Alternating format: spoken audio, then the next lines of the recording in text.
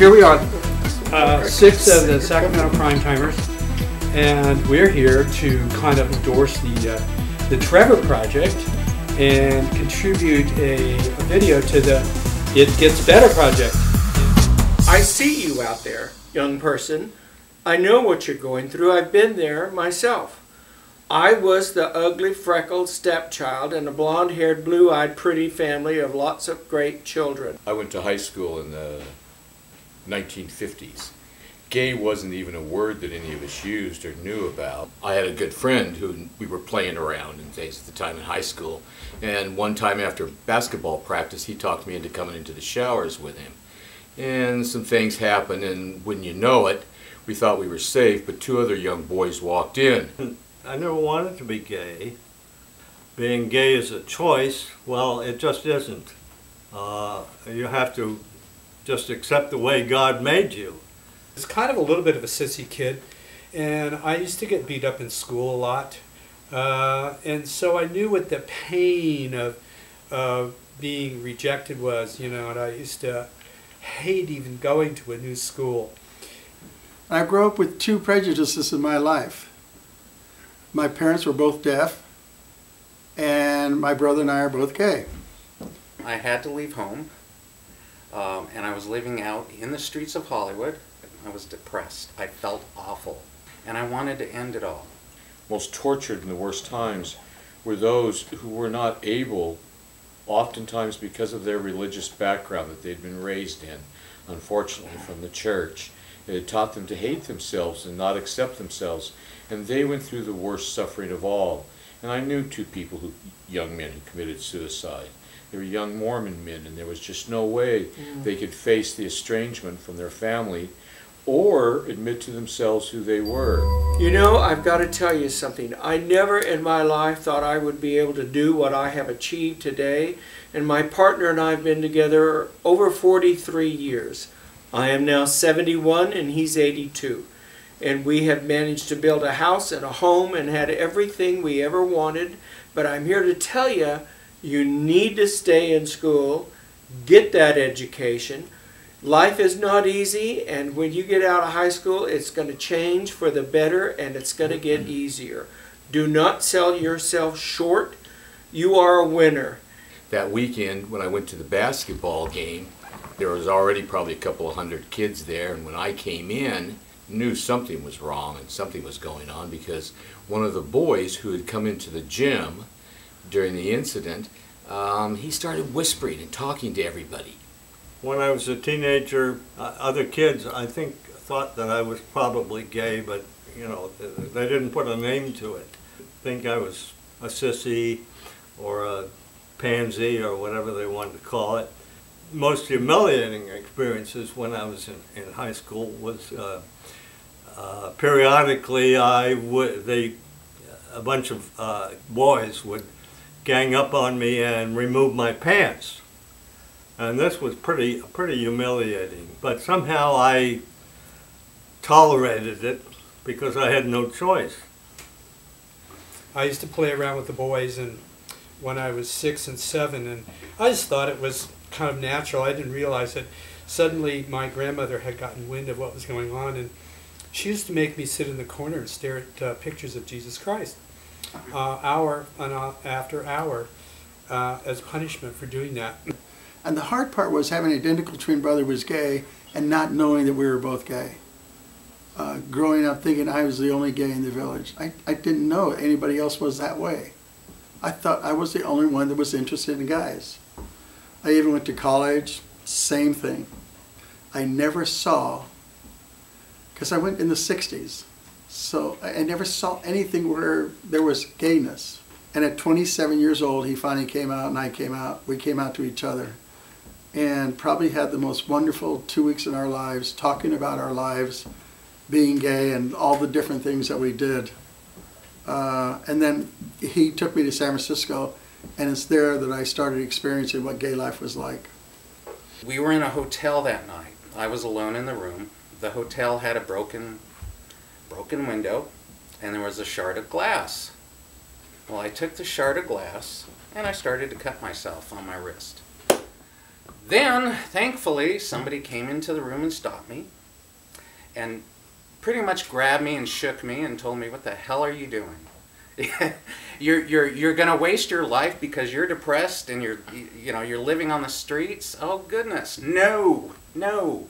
And after a while I started thinking, yeah, that is a mistake. Why am I throwing my life away? This is silly. And there was nobody in the whole wide world but me. And it was like being raised a Baptist boy. I would pray, "Dear God, why am I the only one you made this way? And what's wrong with me?" And I think Auntie Mame said it best in the movie, and if you haven't seen it, go get it. She told Agnes Gooch, "Life is a banquet, and most of these poor suckers are starving to death. Get out there and have a good time with life. There are 300 million people in America. If 5% of us are gay, that's 15 million people, give or take. There's a lot of people out there. Go to school, get an education. Our community is highly oriented and achievers, and you need to come along and to the banquet of life." Well, within 5 minutes, everyone in the stands, all the other students had moved, and I was left sitting up there alone. It was a humiliating experience at the time, and it seemed like the worst thing that could happen to me. I remember that, and I was upset about it for days. Not too long after that happened, a teacher noticed that I was really upset about something and kind of standing off and away from everybody else at school. And bless her heart, she took me into her office, and she took the time to give me a private place, and she encouraged me to just sit down and write down in a letter to myself what it was that was bothering me and what was going on. And then she had me put it in a self-addressed stamped envelope, and she saved that letter for 6 months and then mailed it to me. This is the way God made me, and I had to accept that. So I decided to to come out.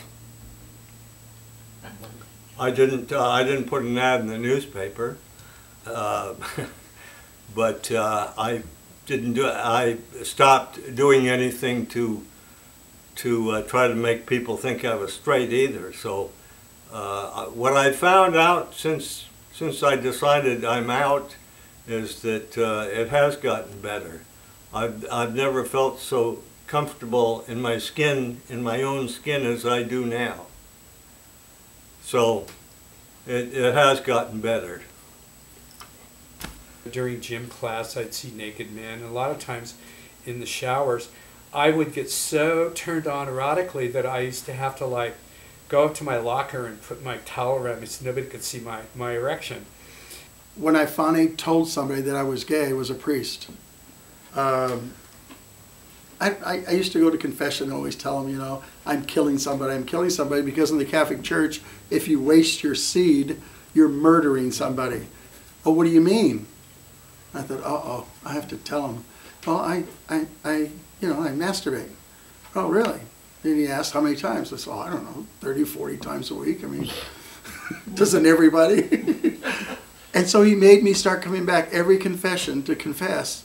In fact, actually what he did was he took me into his chambers later and invited me in and said he wanted to talk to me about it. And that was the hardest thing, telling him that, "What did you think about?" And I told him, "Yeah, I thought about boys." Well, 32 years later, I'm sitting here in front of this camera.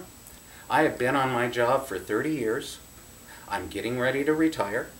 I own a home, and I'm very happy in my life.